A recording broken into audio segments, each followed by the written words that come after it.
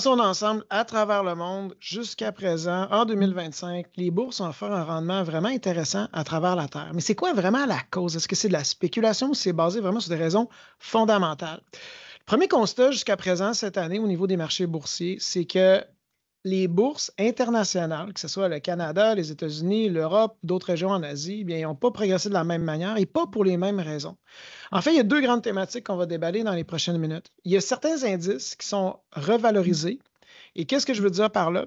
C'est exemple un indice qui se négociait à 10 fois les profits annuels en moyenne, repasse à un multiple de 15 fois. C'est une revalorisation. C'est le multiple. Donc, l'indice a augmenté, ce n'est pas parce que l'économie va si bien, que les profits vont si bien, c'est vraiment une augmentation du multiple. Tandis que d'autres, ben, c'est vraiment les bénéfices qui augmentent. Puis en fait, ce qui fait qu'un titre va progresser, c'est soit qu'on paye plus cher, qu'on la valorise plus élevée, ou tout simplement que la valorisation reste la même, mais c'est les profits qui amènent le marché vers le haut. Puis ici, le tableau, pour ceux qui regardent en vidéo plutôt qu'en audio sur notre podcast, bien, ils vont voir justement la ventilation des causes qui amènent une croissance des bénéfices. Donc, la tige orange, c'est la croissance des profits. La tige, la couleur jaune, c'est la dividende. Puis le rose, c'est la réévaluation du multiple, du nombre de fois qu'on est prêt à payer pour chaque dollar de profit qu'une entreprise. Finalement, le point vert, c'est le profit qu'on a du 1er janvier jusqu'au 14 août de cette année, lorsque ce tableau a été publié. Donc, qu'est-ce qu'on observe? On va le simplifier. Si je regarde la Chine et l'Europe ensemble, la majorité de la croissance provient de la tige rose, donc ça vient de la revalorisation. Donc, quand le début de l'année était amorcé avec l'élection de Trump, puis on a reparlé justement de tarifs, je crois qu'une des thématiques de la part de plusieurs gestionnaires, c'était une diversification internationale. Et les multiples où se transigeait le S&P 500 étaient nettement plus élevés que ce qu'il y avait dans le reste du monde. Donc, cette migration de capitaux-là, ça a créé une certaine enchère pour des indices internationaux.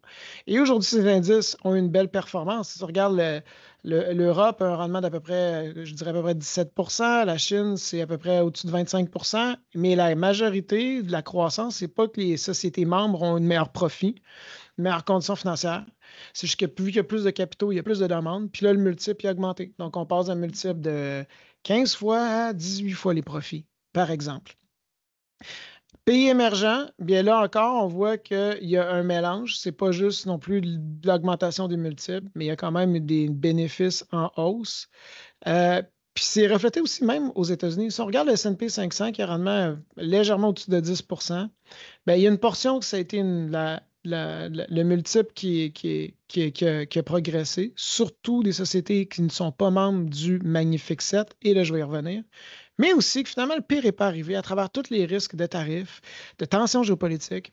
En fait, autant en Asie qu'en Europe, qu'aux États-Unis ou même au Canada, les bénéfices des sociétés ont été beaucoup plus intéressants. Maintenant, le monde, ils disent, bien là, il faut faire attention parce que les indices ont vraiment augmenté. Mais moi, ce qui m'intéresse, je vais vous parler, c'est du Magnifique 7. Si on regarde les 7 plus grandes sociétés américaines qui composent l'équivalent de 35 % de l'indice, approximativement, bien la croissance du rendement de ces sociétés-là membres, puis je ne dis pas ici que je recommande chacune d'entre elles, mais grosso modo, ça a été en ligne avec l'indice du S&P 500, un petit peu plus que 10 %. Par contre, durant cette période-là, ces sociétés-là ont engrangé des bénéfices phénoménaux qui ont surpris le marché à un point que la croissance des profits est d'environ 16 % et supérieure à la croissance du prix de l'action. Donc, en ce moment, les sociétés du S&P, du Magnifique 7 se négocient un multiple plus bas qu'en début d'année parce que les bénéfices ont vraiment progressé. Et c'est là que je dis des fois aux gens, quand on voit le marché augmenter, puis qu'on sent qu'il y a un scepticisme, parce que le monde dit ben là, ça monter trop vite, il va y avoir un repli. Je dis là, il faut faire attention. C'est parce qu'il y a une surenchère, puis on revalorise les sociétés de manière démesurée. Aussi parce que les profits sont en train de suivre. À long terme, c'est ça l'objectif quand on investit en bourse, ce qui votre titre boursier va être presque à 100 % corrélé à long terme avec la croissance de ses profits. Suivre les profits, c'est le moteur le plus solide, puis c'est plus durable dans les rendements. Quand on voit des sociétés qui se revalorisent, puis les multiples sont plus élevés, ça ne veut pas dire que c'est des mauvais investissements. Peut-être qu'ils étaient vraiment à ce compte, puis ils méritent cet ajustement-là dans le multiple. Mais ça reste que c'est une question de demande. Ça peut être une donnée qui est volatile plutôt qu'un bénéfice qui va rester stable. Donc, à long terme, les entreprises à croissance soutenable qui ont une croissance du bénéfice, ça va offrir des fondations qui sont solides. Et si je ramène à la croissance du S&P 500 cette année, bien, on peut voir que les sociétés les plus importantes, ce n'est pas juste de l'augmentation de multiples ou du vent, comme certains diraient, qui amène ces titres-là, ou de la spéculation. Non, en fait, il y en a moins de spéculation dans ces titres-là. Ce qui a vraiment amené les titres à suivre, à augmenter, c'est qu'ils ont suivi la croissance des bénéfices qui sont drôlement élevés cette année et qui pourraient, pour certaines d'entre elles, continuer. Il faut juste choisir les bons joueurs. Donc, il y a l'aspect qualitatif, il y a d'autres facteurs à prendre en considération.